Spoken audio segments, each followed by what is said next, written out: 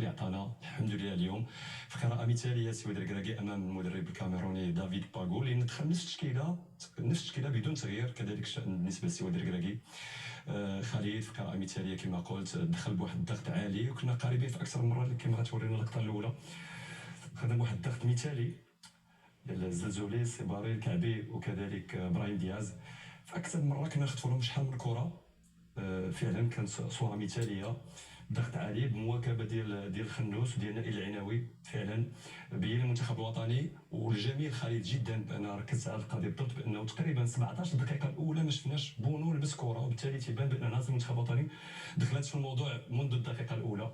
شفنا الكره ولا كنا قادرين نخطفوها. رجعنا عاوتاني التنظيم، عمل جيد جدا ايوب الكعبي اللي دائما ما كان اليوريونت تيوجه اللاعبين وتيخلي هذه المساحه هذه بحال تيبيجيو لادفيرسير. هنا غنشوفوا متوسط ميدان افوم اللي وقع في الفخ، وتنشوفوا القراءه جيده تاع عناصر المنتخب الوطني. هنا نسترجعوا الكره غنخليها في المعترك ديالهم، وكانت فرصه سانحه فعلا عناصر المنتخب الوطني اليوم. كان درس خالد.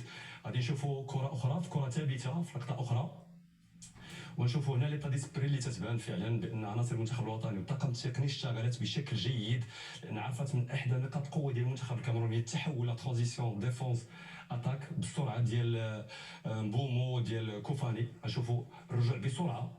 الكره الثانيه نائل العناوي ما خداهاش تكتول، وغادي يعطينا هنا واحد الصوره جميله جدا. الرجوع المثالي، كاين مساحات تنشوفوا اللاعبين تبارك الله بسرعه، كلشي تيدافع تقريبا. تنشوفوا ايوب الكعبي، تنشوفوا نائل العناوي، نايف اكرد السيباري كيفاش وجه اللاعب وخداو كره ومشينا. هذه تتبين فعلا بان اللاعبين المنتخب الوطني كانت قراءه جيده، وحدينا من الخطوره ديال التحولات الهجوميه اللي شفناها البارح خالد في التحليل التكتيكي اللي اليوم ما شفناهاش. فعلا كانت قراءه جيده للسي ودركراكي وفق الطاقم التقني ديالو. غادي نشوفوا صوره اخرى، هذه اللي عطاتنا الهدف في انتشار جيد. تنشوفوا التحول ديال الكعبي اللي جا خدا ليلون باش غياتاكي البالون. غنشوفوا السيباري غادي يجي باش يقرا دوزيام بالون. فعلا انتشار جيد، وقلتها البارح بان العرضيات احدى نقاط ضعف المنتخب الكاميروني. الثلاثي خصوصا الدفاعي كوتو تالو ومالوني فعلا يعانون شيء الكثير. رقابه خفيفه، تنشوفوا ما كاينش واحد لاغريسيفيتي فعلا اللي خلات انه في اكثر من مره كنا نقدروا نسجلوا.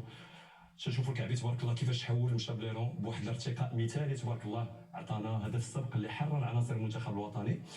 والشوط الثاني مساله عاديه في لقطه اخرى غيبان لنا بان سي ودركراكي اختار انه يرجع للخلف بالخطه المعهوده ديال كاس العالم 4-1 مع الدخول ديال امرابط. وفعلا هنا سدينا المنافذ كامله، وخلينا بانه الا في كرات نادره اللي يقدروا انهم يخلقوا لنا صعاب. شفنا هذه الثنائيه الجميله جدا ديال المزراوي وديال الزلزولي اللي سدوا المنافذ على المهاجم الخطير مبومو، وحتى على تشامودو اللي يعني صاب ودخل لاعب اخر مكان ديالو. فعلا هذه اللقطه المثاليه تتبين لنا انضباط تكتيكي ديال عناصر المنتخب الوطني اللي شلينا فيه يعني البناء الهجومي لمنتخب الكاميرون.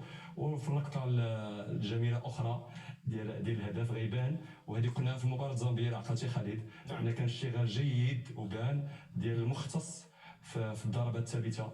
تنشوفوا انتشار جيد حتى في الكره الثانيه، تنشوف الوقوف الجيد نائل العناوي مع حكيمي، انتشار جيد. كاين مجموعه من العناصر اللي فيهم نصيري اللي اتاكاو هاد لازون الاولى. غادي نشوفوا كيفاش مروا امام الدفاعات ديال المنتخب واستغلوا هذه المساحه هذه، جروا المدافعين كاملين وبالتالي حرروا لاعبين اخرين. تنشوفوا حتى دياز بدون رقابه، الصابيري حتى هو بدون رقابه، عطاتنا هدف جميل. فعلا الحمد لله اليوم شفنا كل شيء، شفنا البناء، شفنا الضغط العالي، شفنا الكره الثابته.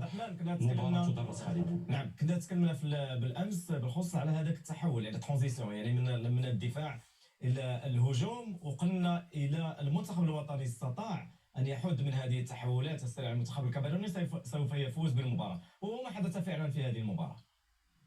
فعلا نتفق معك، وكما قلنا معك تبارك الله سي رشيد طاسي وسي خالد بودرا، لما يكون معك طاقم تقني موسع تبارك الله وكل واحد يعرف الاختصاصات ديالو وتكون التحليل جيد ديال محللي الاداء، فعلا بانت بانها كانت قراءه جيده، وكاع المنافذ والخطوره اللي كنا تنتظروها ما بانش اليوم، الى درجه ان مبومو في اي كره شدها كان تيكون محاط بجوج حتى ثلاثه اللاعبين، وفعلا حدينا من الخطوره ديالهم في التحول من الدفاع للهجوم. خالد نعم، شكرا عبد الرحمن الحواس.